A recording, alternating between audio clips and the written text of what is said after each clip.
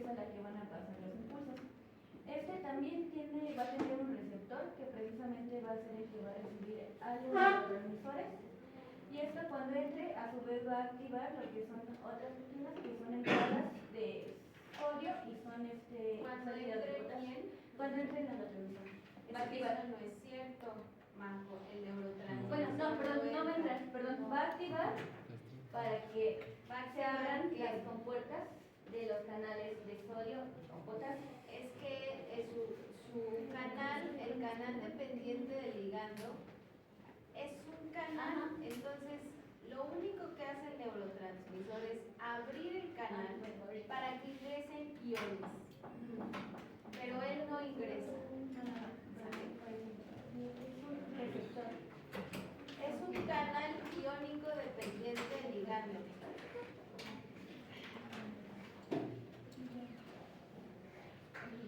Tocando muy por encimita, cuando pase esto va a ocurrir una despolarización. ¿Qué es el inicio del potencial de acción? Que aún no lo vamos a ver. Y es precisamente ya cuando se van a empezar a producir los estímulos, ya una vez que pase esta zona de la neurona, que se llama zona gatillo, que es la que va a desencadenar todo el potencial a los axones para que lleguen. Bueno, entonces todo eso que nos acaba de decir Majo ocurre en las dendritas. Todo esto lo vamos a profundizar más, ¿sabes? Porque ya le vamos a poner nombre al canal iónico, nombre al neurotransmisor y así, y vamos a ver qué pasa dentro de la neurona. Pero ahorita nos vamos a quedar con que gracias a eso que nos pone ahí Majo, las dendritas reciben la información, ¿sale? Reciben el estímulo.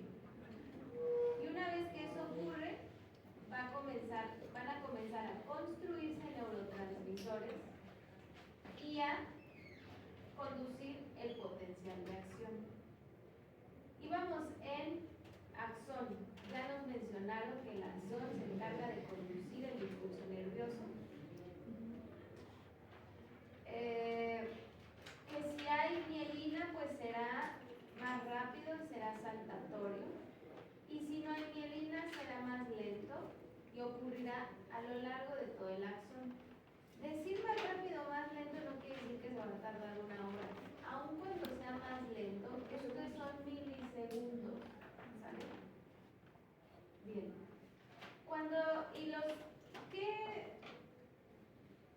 Hay algo importante en el axón. Además de haber microtúbulos, ¿qué otra estructura importante hay en el axón? Es decir, ya dijeron que está recubierto por mielina o no. Ya vimos que es una célula alargada porque los microtúbulos se acomodan de esa manera. Pero ¿qué otra cosa hay ahí? Digamos que de manera externa vamos a tener estos sitios desprovistos que son los nodos de Ranvier. Pero ¿qué otra cosa va a haber de manera interna del axón? No lo checaron, esto es algo importante. Es que yo me acuerdo de algo, pero es que es un organelo, ¿no? Creo. No es como tal un organelo, porque son unos complejos de proteínas y las proteínas no son organelos, conforman, pero son importantes porque ¿cómo creen ustedes que del retículo endoplasmático del aparato de Golgi que está en el soma puedan llegar las vesículas de secreción hasta las terminales axónicas? ¿Cómo creen? Puede ser pues todos estos microfilamentos, porque que yo recuerdo creo que dan estructura y aparte facilitan movilidad dentro del citoplasma. Facilitan movilidad. ¿Y quiénes hacen eso? Yo sé que los microtúbulos, pero tienen un nombre, no los microtúbulos. Centriolos. Unas proteínas adheridas que se llaman kinesinas. Las kinesinas lo que hacen es son una especie de lanzaderas. Entonces, son proteínas que están ancladas a o menos así.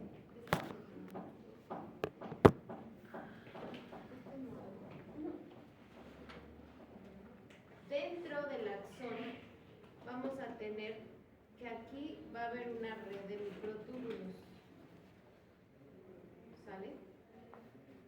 En esta red de microtúbulos va a haber unas proteínas que se llaman lanzaderas, que lo que van a hacer es aventarse las vesículas que contienen neurotransmisores. ¿Para qué? Para que puedan llevarlas hasta acá. Estas se llaman kinesinas. Cuando llevan las vesículas de secreción del soma a las terminales axónicas. Pero también hay otras que pueden mandar cosas en sentido retrógrado, y estas se llaman dineínas. Estas van de las terminales axónicas al soma de la neurona. Además de vesículas, ¿qué otra cosa pueden mandar estas lanzaderas? También pueden mandar mitocondrias. En esta región de las terminales axónicas vamos a encontrar una gran cantidad de mitocondrias. ¿Por qué creen que tendría que haber una gran cantidad de mitocondrias? Tienen que generar ATP para que también haya la exocitosis. Para que en la exocitosis de neurotransmisores haya ATP. Entonces, ya mandando a través de las kinesinas mitocondrias hasta acá, ya no tiene que producirse el ATP desde allá, porque si no, ¿cómo lo obtenemos aquí? No, ya lo tenemos de manera local y entonces constantemente se estará ocupando para los procesos de exocitosis. Al igual que si ya no son necesarias las mitocondrias, las dineínas se las llevan otra vez al soma de la neurona. Y así son unas carreteras que van a estar mandando entre neurotransmisores y mitocondrias y lo que se necesite, ¿no? Esto que les pongo que va a haber en sentido retrógrado no es más que muchos neurotransmisores van a ser degradados en esta hendidura sináptica y subproductos de esa degradación van a ingresar por las terminales axónicas y van a tener que ser transportados para poder seguir sintetizando neurotransmisores. ¿Sale? Entonces esto se convierte en un pasadero de moléculas dependiendo de lo que la neurona necesite. ¿Sale? Chicos, ¿dudas con esto? ¿No? ¿Todo en orden? Esto también es importante porque ¿qué creen? Que hay muchos microorganismos que ocupan estas redes de microtúbulos, kinesinas y dineínas para llegar hasta el soma de la neurona. Por ejemplo, muchos virus. ¿Qué hace, por ejemplo, ¿alguien se acuerda de los ciclos? El ciclo lítico y el ciclo lisogénico de los virus. ¿Alguien se acuerda cómo funciona? ¿No? ¿De veras no lo vieron? Sí, pero no me acuerdo. Sí, pero ¿por qué se camufla? Como que, bueno, como que tiene, ¿Cuál es el? creo que es como, o sea, tiene casi los mismos órganos que las demás, o sea, por eso también se puede como que duplicar. Bueno, no se duplica. Los virus se replican, pero acuérdense que un virus no es una célula.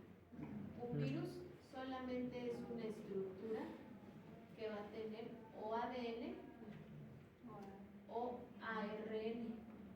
Y en las membranas, en su cápsula, va a tener proteínas. eso es todo lo que conforma a un virus. Por eso no se puede considerar como una célula. Pero ¿qué hace cuando ingresa? Porque sí tiene la capacidad de ingresar en una célula. Pues, según me acuerdo, creo que es que pues está inactivo, ¿no? Y cuando entra a la célula lo que hace es que se apodera de toda la maquinaria. Pero ¿por qué se apodera? Para- No, por medio de Lo que pasa es su que material genético. intercambia un pedazo de su material genético. Interactúa con el material genético de la neurona. Sí. Cuando llega y digamos que se inserta en el material genético de la célula, Sí. en este caso la neurona, él puede quedar ahí por mucho tiempo, ¿sale? Puede quedar ahí nutriéndose, duplicándose, porque si se replica, ocupa toda la maquinaria de la neurona para poder estar generando más virus. Y entonces, ¿qué ocurre con la neurona? La neurona pierde su función. Y si pierde su función una neurona, pues no va a poder estar produciendo los neurotransmisores necesarios, porque está siendo ocupada por el maldito virus que la acaba de infectar. ¿Sale? ¿Y cómo ingresó? Pues gracias a que fue endocitado por las terminales axónicas, se transportó gracias a las dineínas hasta el núcleo soma de la neurona y ahí empieza su acción. Los virus, acuérdense que tienen un ciclo lisogénico. El ciclo lisogénico quiere decir que como que se incuba durante largos periodos, ocupa a la célula para su beneficio y cuando ya se hartó, ¿qué hace? La rompe, la lisa. Y entonces empieza a destruir neuronas. Eso ya es un ciclo lítico. ¿No lo vieron? Los voy a regresar conmigo a procesos celulares. Pero por favor, me prestan un pedacito de papel. Es que ya se me olvidó. Eso sí se me olvidó. Yo sé que ahorita no es el tema de esto, pero Todo. a mí sí me gusta cuando he dado procesos celulares, pues obvio ver todo el proceso fino del mecanismo de acción de los virus. Pero bueno, únicamente este ejemplo que les puse es para que vean por qué son tan importantes estas proteínas que conforman los microtúbulos de la neurona. Tanto pueden ser para cuestiones normales o necesarias, como también pueden ser un mecanismo por el cual muchos microorganismos afectan el sistema nervioso. Bueno, y finalmente, en el caso de las terminales axónicas, ¿cuál es la función de las terminales axónicas? El almacenamiento de vesículas que contienen neurotransmisores, ¿sale? Aquí, en estas bolitas que nos ponen en la imagen sus compañeros, va a haber neurotransmisores que, como bien nos decía Casi, van a ser liberados ante una exocitosis regulada. ¿Por qué regulada? Porque van a estar esperando que haya un estímulo que desencadene todo esto. No es constitutiva, va a ser una exocitosis regulada. ¿Regulada por quién? Por el ligando o el neurotransmisor que activó a esta neurona. ¿Sale? Y bueno, para que esto ocurra, pues gran parte es lo que nos mencionó Majo, pero más adelante lo vamos a volver a tocar. ¿Sale? Hasta aquí dudas sobre la neurona y sus partes. ¿Qué va a haber? Y eso sí es algo importante que lo tengan bien registrado. A diferencia de todo el resto de la neurona, en esta zona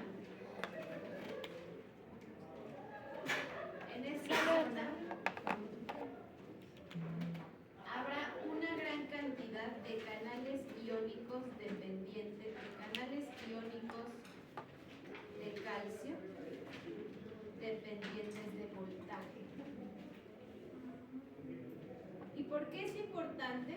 Por lo que ya mencionamos hace un momento. Cuando el potencial de acción sensibilice estos canales de calcio dependientes de voltaje, se van a abrir y van a permitir que el calcio ingrese al interior de la neurona.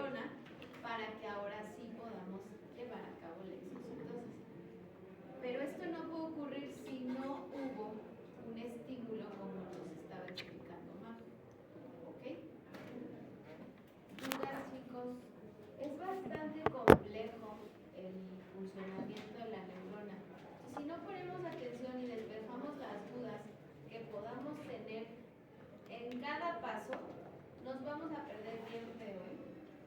Entonces más vale que si hay alguna duda, pues la vayamos externando y hay que repasar de aquí hasta el final todo lo que se vea, lo tienen que repasar sí o sí porque si no se les va a olvidar todo. Bueno, pues entonces ahora sí, Majo, no sé si nos ibas a decir alguna otra cosa al respecto. Me gustó tu esquema que trajiste con la neurona pelona. No, está escrita ya. Sí, no, ya el potencial de acción ahorita no, primero es las partes, qué estructuras hay y ya después ya entramos en ellas. Pero eso viene después del tipo de neuronas. Pero si te sales y tú estás más enfermo que yo, hace mucho frío. Bueno, pues entonces continuamos. Yo espero que todos ya hayan dibujado su neurona.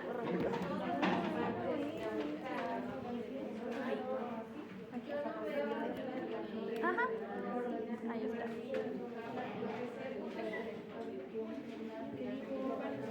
Pero ¿por qué hiciste el esquema primero en el tipo? ¿Te saltaste mucho? No, ella quería, ajá, ella quería primero eso. Y bueno, primero esto. Perdón. Eso, chava, tú dale, tú dale. Tú date.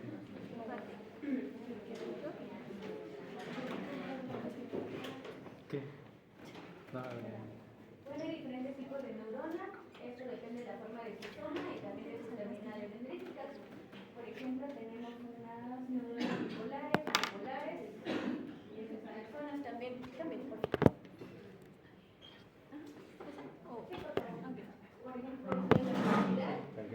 la es multipolar porque tiene varias terminaciones dendríticas y las células de Purkinje, que estas están en la corteza cerebral y en la materia gris. ¿Le cambio? Ok, también se van a clasificar por su función. Van a ser aferentes o sensoriales y esto es cuando viene un estímulo de la periferia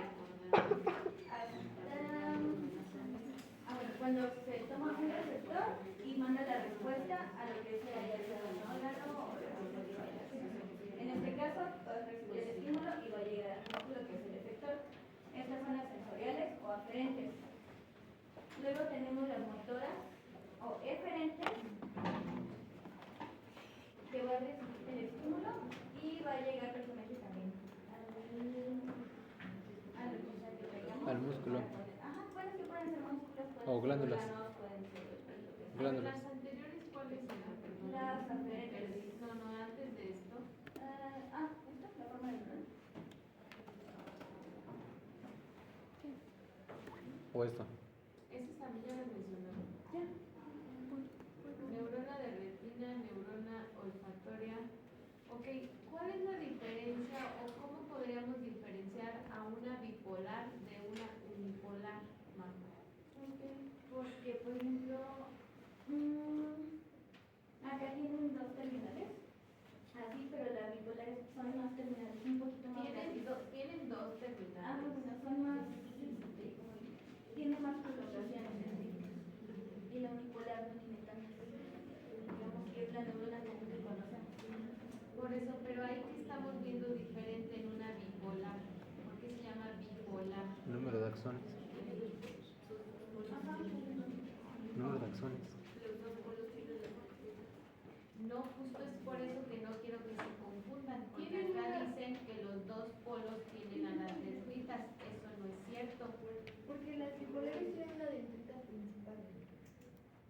Todas las neuronas tienen las dendritas, pero vean dónde está el soma o cuerpo de la neurona. En medio de, o casi en medio de en las bipolares. Está en el centro del axón.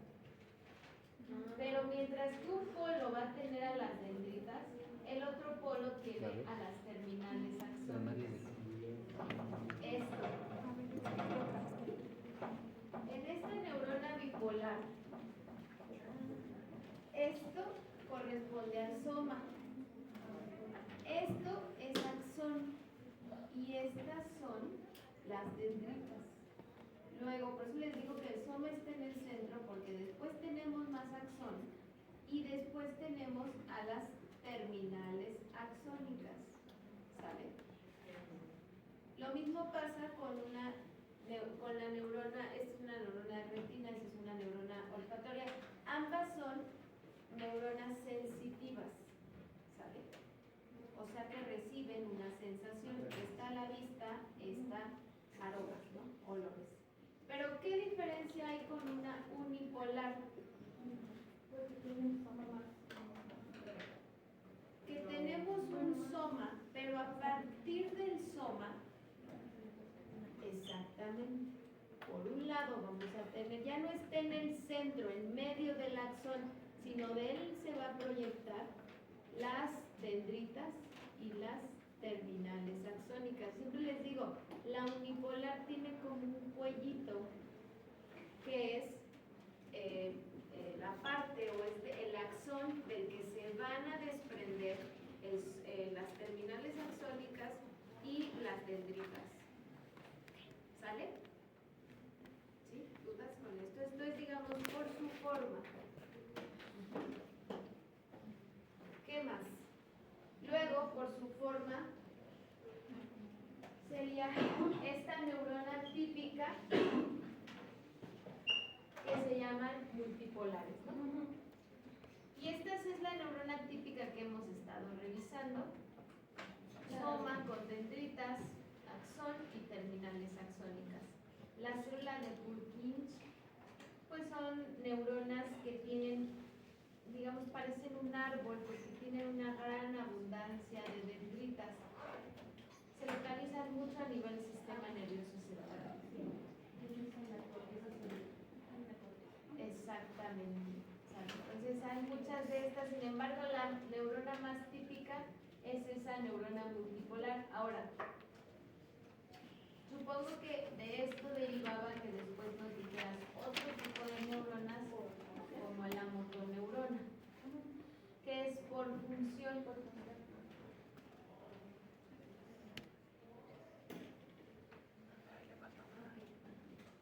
Bueno, la sensorial aferente va a recibir un estímulo y lo va a llevar precisamente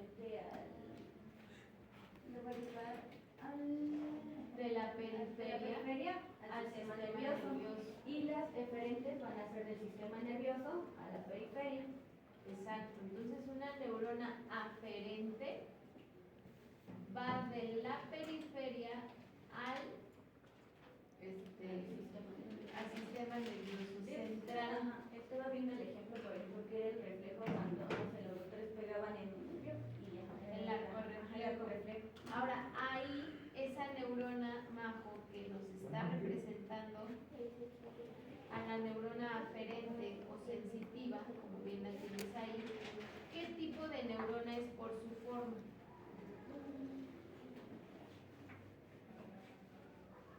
¿Dónde está el soma de esa neurona? Yo ya lo vi. ¿Dónde está el soma de la neurona? Pero es una... Ahí es, no, ahí está, ya te lo pasaste. Ahí está. Y ahí está el cuellito que les mencioné. No es bipolar. unipolar.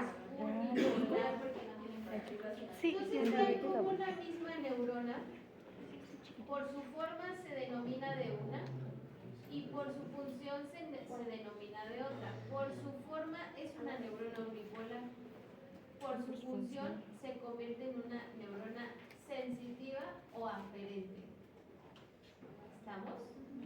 Chicos, no se despeguen de todo esto porque van a entrar en problemas. ¿Vale? También estaría correcto mencionar ahí las interneuronas. La que conecta con... Sí, pero esa ya no es una neurona unipolar, es una multipolar. Ajá. Digo, dentro de la clasificación de aferente, eferente e interneurona. Aquí, o sea, vean las conexiones que hay. Periferia quiere decir de lo más alejado del sistema nervioso central. Aquí esto es una médula espinal que representa al sistema nervioso central. La piel representa a la periferia. Entonces, la neurona, estas son sus dendritas.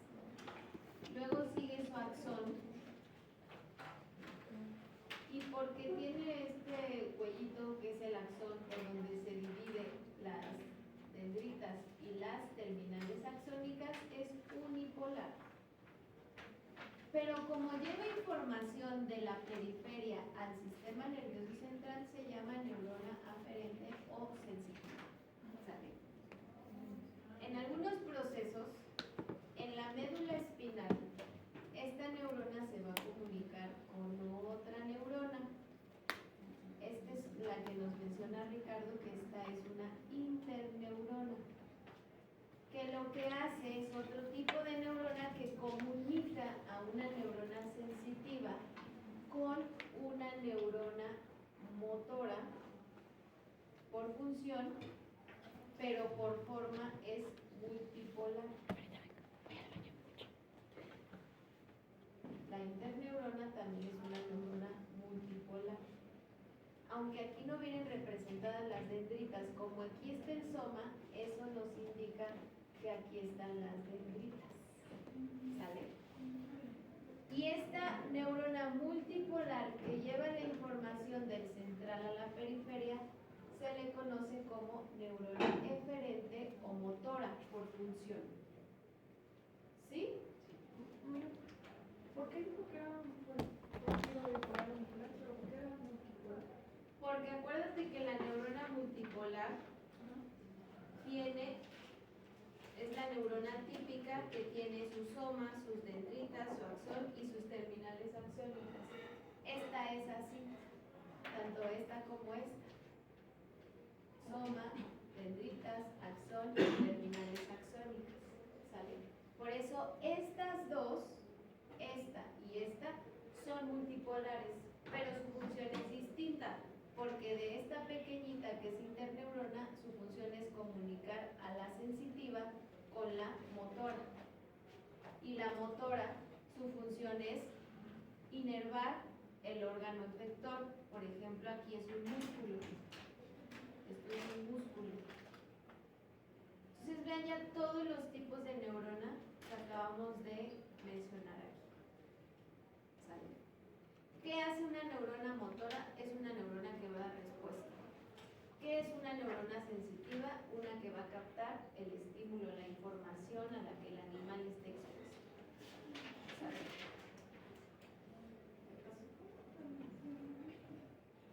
Neurona sensitiva es la que va a captar el estímulo externo o interno, que también puede ser interno.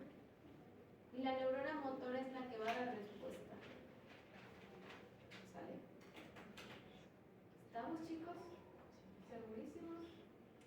Porque esto se complica.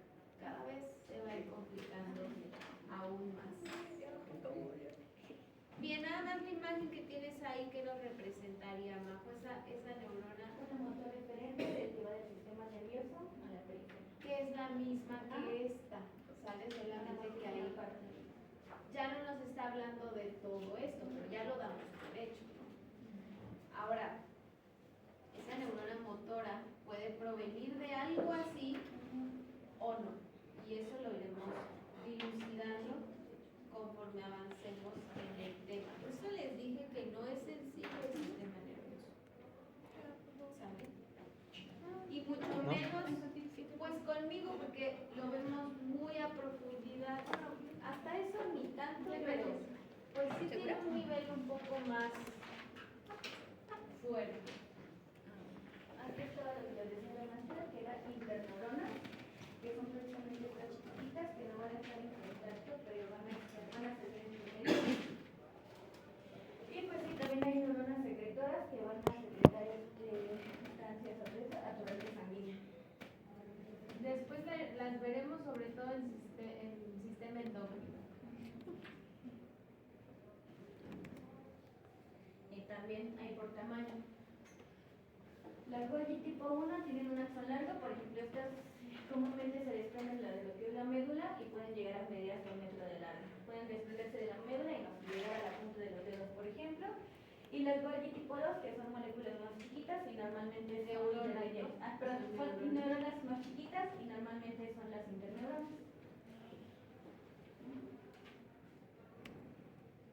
Bueno, y la localización es lo que les decía. Es un poco meternos en el cerebro, pero bueno. No, eso no. ¿Qué? No, eso. Aquí tenemos un corte transversal de lo que es un poco de la sustancia gris, que es donde van a estar las cabezas del soma con las dendritas, y la sustancia blanca que precisamente va a producir el color, lo que es la mielina. Por eso se le llama así. Digamos que las dendritas están en esta parte que se ve más cafecita, y el cuerpo del axón va a estar en esta parte.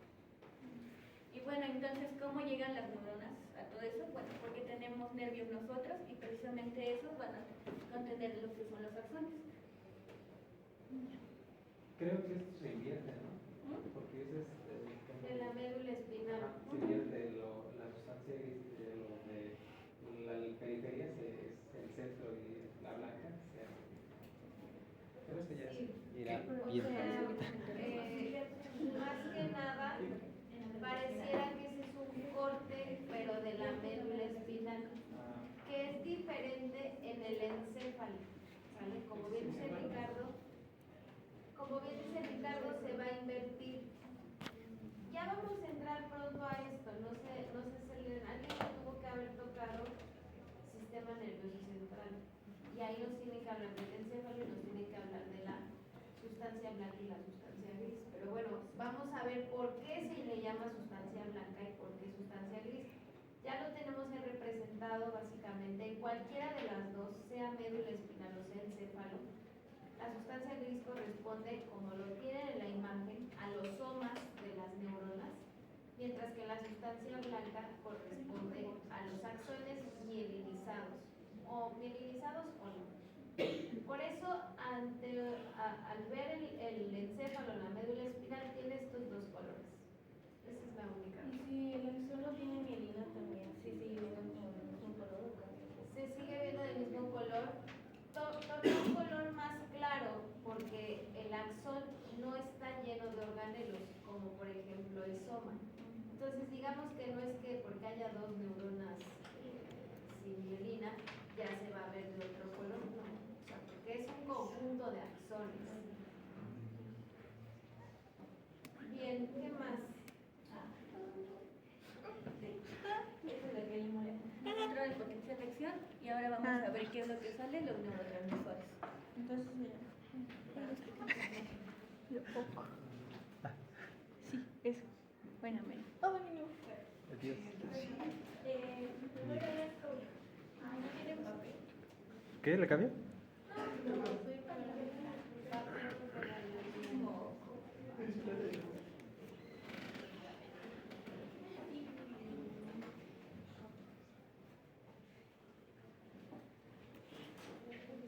¿A ustedes les tocó neurotransmisores y receptores? Sí. Sí. Digo A, B, C. A, B y C. Algunos cambios pero si no lo habéis visto para ustedes porque viene en el examen.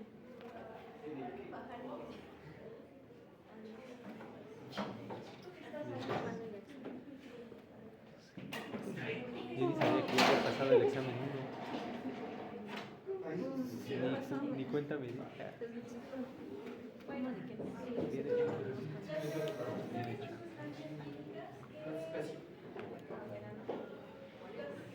Los neurotransmisores son sustancias químicas, moléculas, que son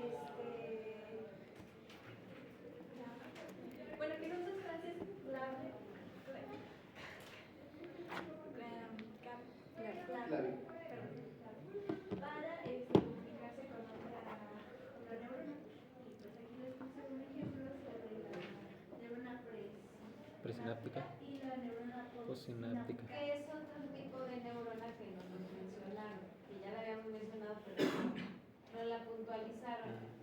Una neurona pre es una neurona que va a liberar neurotransmisores. Una neurona post es la que va a recibir los neurotransmisores y va a iniciar un nuevo potencial de acción. ¿Sale? Y espérate, dentro de los otros tipos de neuronas, acuérdense incluir las mielínicas y las amielínicas. Otro tipo de neuronas son neuronas preganglionares y posganglionares. Y ahorita iremos mencionando algunas conforme nos vayan hablando de los neurotransmisores. Preganglionar y posganglionar, pero es diferente a la presináptica y postsináptica, aunque en realidad es lo mismo, solamente que se llama preganglionar y posganglionar el sistema nervioso autónomo. ¿Cuáles dijo las primeras? Amirímica y merímica. Perdón. Bueno, Sí, pero estoy pensando. Se puede dar entre neuronas, glándulas o músculos. Eso es bien importante y se los han dicho desde el inicio de la presentación. Aun cuando vemos ahí que va a haber una neurona que se va a comunicar con otra neurona, esto no siempre es así. Sino se puede comunicar neurona con otra neurona, neurona con fibra muscular o neurona con una glándula. ¿Sale? Son a los tres niveles en los que se puede comunicar una neurona. Bueno, en las enlaces tenemos la liberación, la transmisión, la recepción y la respuesta. Sí. La liberación es que se almacenan las vesículas sinápticas dentro del terminal sináptico, que sería esto, y estas son las vesículas. Esas son las vesículas que contienen los neurotransmisores. Bien. Bueno, en la transmisión viajan por la hendidura, que es el espacio entre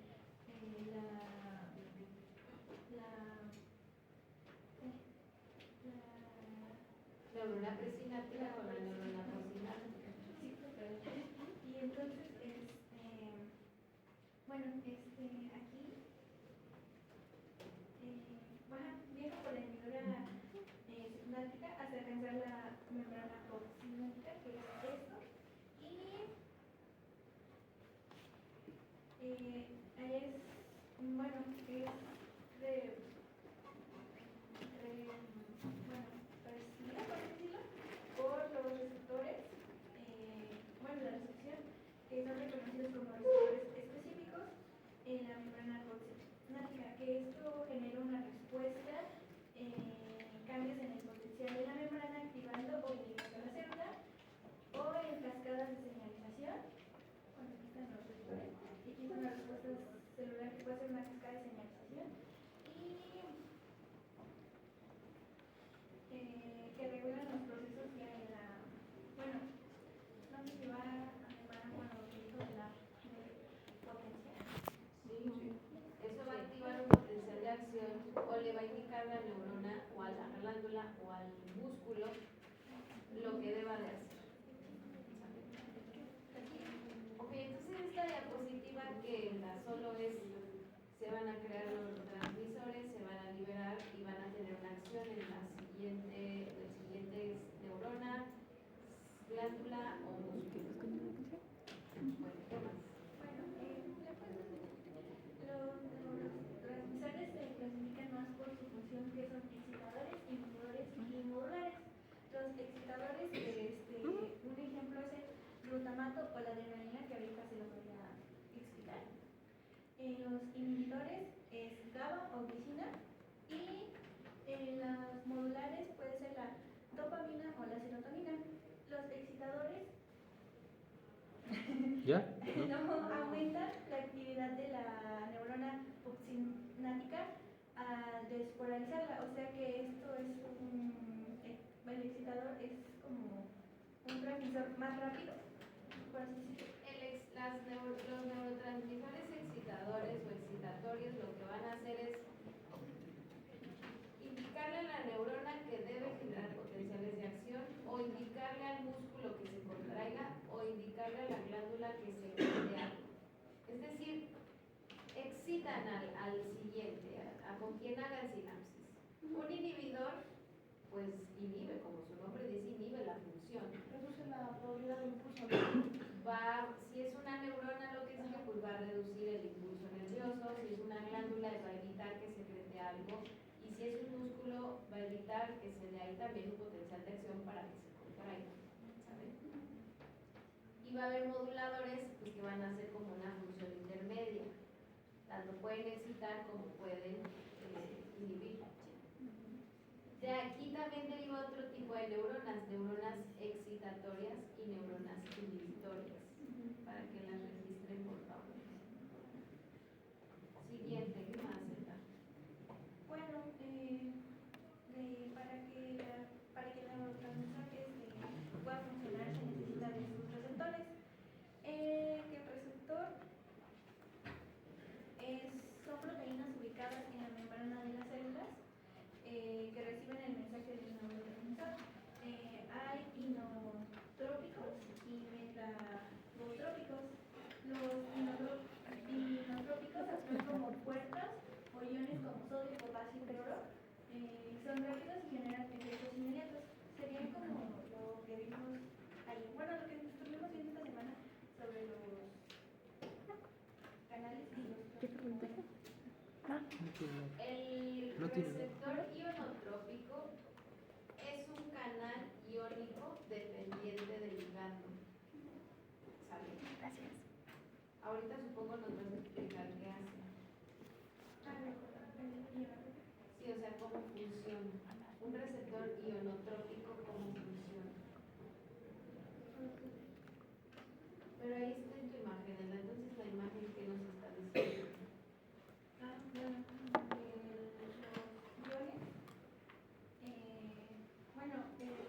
Los ionotrópicos podría decir que son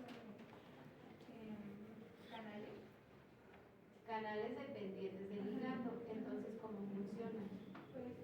Por así decirlo, tienen un canal de sodio y ahí solo se van a introducir los iones de sodio. Pero ¿por qué entra sodio? Porque si no, eso parecería un canal siempre abierto. ¿Cómo? ¿Y cuál es el estímulo? No. El neurotransmisor, estamos hablando de receptores de neurotransmisores. Uno de estos son los canales iónicos dependientes del ligando. ¿Qué hace un canal iónico dependiente del ligando? No creo, así porque lo voy a fallar. Se abre. ¿Qué estaría yo? Exacto, yo estaría pensando que por acá hay un neurotransmisor, pero ve el canal iónico que depende de él y estos son sodios, las bolas. ¿Qué hace? Podría ser cloro, podría ser otro. ¿Qué hace? Viene, se pega el neurotransmisor, se abre el canal y ahora sí permite que ingrese el sodio al interior de la neurona o de lo que tenga que ser. Entonces, sin él, este canal no se abre y por lo tanto no ingresa el ion en cuestión. Por eso dice aquí, los ionotrópicos actúan como puertas para iones, ¿sale? Pero como estamos hablando de que es en presencia de un neurotransmisor, no se van a abrir hasta que llegue el neurotransmisor específico, ¿sale? Para que puedan ingresar los iones. ¿Qué pasa con un metabotrópico, Elba? ¿Qué hace el receptor, el neurotransmisor, cuando actúa a través de estos receptores? Aquí está el receptor. Ajá. Aquí sería la neurona. El neurotransmisor. Ok. Entonces llega a este receptor neurotrópico y lo que hace en vez como esto que los iones pasan, aquí solo llega el neurotransmisor y activa una señal, ¿no? Bien, bien, eso es perfecto. Entonces, la diferencia es que este no va a dejar pasar nada. El neurotransmisor se une a su receptor, pero lo que sí va a ocasionar es una cascada, exacto, de señalización.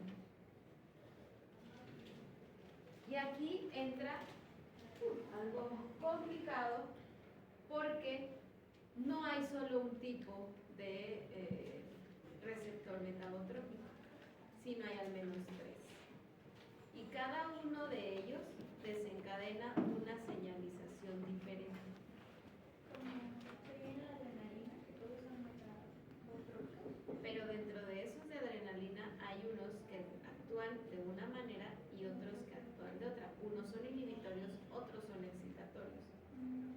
Entonces, ¿hay alguna duda hasta aquí? Porque nos vamos a meter a revisar dentro de estos receptores metabotrópicos cuáles son las peculiaridades.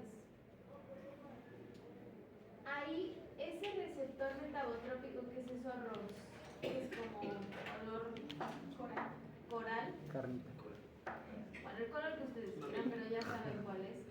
Es una proteína integral, pero ¿qué creen que sea lo verde que está dentro? Una proteína periférica. Esa proteína periférica se llama proteína G. Cuando el ligando se une al receptor, pongan mucha atención, cuando el ligando se une al receptor, acopla a esta proteína G, que es una proteína heterotrimérica, conformada por 3 subunidades. ¿Por qué es importante esto? Porque gracias a esta interacción, esta subunidad alfa se va a desprender de sus hermanitas y ella es la que va a accionar la señalización. Al menos tenemos a la alfa S, alfa I y alfa Q. Todos estos receptores pertenecen a una familia de receptores que se llaman acoplados a proteína G. Ya entendemos por qué acoplados a proteína G, porque esto es la proteína G. Pero si la proteína G es alfa, funcionan diferente. Si la subunidad alfa es I, funciona diferente, y si es alfa Q, funciona diferente. ¿Cuál es la tarea que van a tener en estos días? Además de las que ya tienen, van a revisar el mecanismo por el cual funcionan cada uno de estos receptores. Y para ello, les voy a mandar un libro de mi autoría donde viene esto explicado. Que seguramente tú lo tienes en la porque lo mandé al grupo.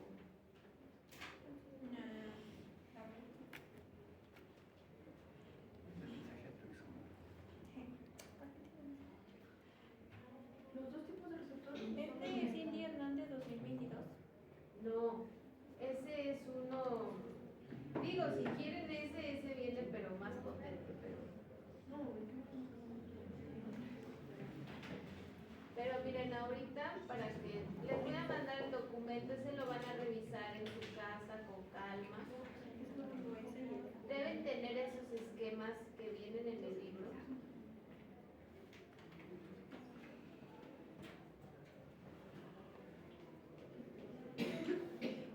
Sí, solo tengo el de ustedes. Es que dice Guzmán, porque es un libro que hicimos entre el doctor Adrián Guzmán. Ah, es de hormonas que regulan el reproducción. Exactamente.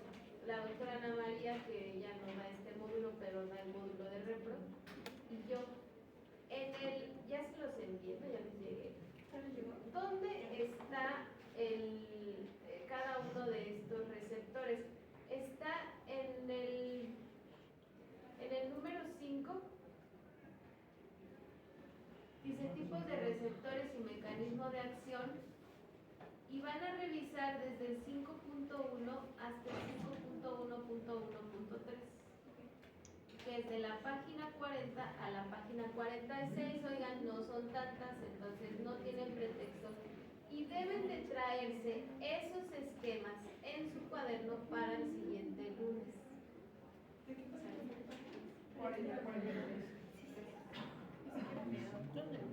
Vamos bien hasta aquí. Ahí les explica, digamos que una manera sencilla del mecanismo de acción. Sin embargo, les enviar un artículo que hice en el 2022, que es el que nos menciona el lab, para que si alguien desea profundizar más sobre estos receptores lo pueda hacer. Pero lo que sí les digo es que ahí viene muy complejo. O sea, si no entendemos esto, no entendemos lo del libro, se les va a ser bien complicado comprender este artículo que les acabo de mandar. Porque ahí yo lo que hice fue hacer una recopilación del proceso muy fino de cómo actúan estos receptores. ¿Sale? Entonces solo se los mando para que quien quiera profundizar más en el tema lo haga, pero con que aterricen lo que viene en el libro, con eso es suficiente. ¿Sale? Porque es, digamos, un poco más sencillo, bueno, mucho más sencillo. ¿Sale? ¿Dudas con lo que es la tarea? ¿No? Ahora, ¿por qué será importante revisar esto, chicos? Porque muchos fármacos que ustedes van a ocupar en su vida profesional funcionan como esto. ¿Estamos? Entonces, adicionalmente, ahorita para que continuemos con el tema, les voy a mandar unas imágenes. No, ni siquiera vienen imágenes. Sí, miren, ahorita les voy a reenviar esta que si la pudieran incluir en la presentación para que nos la proyecten.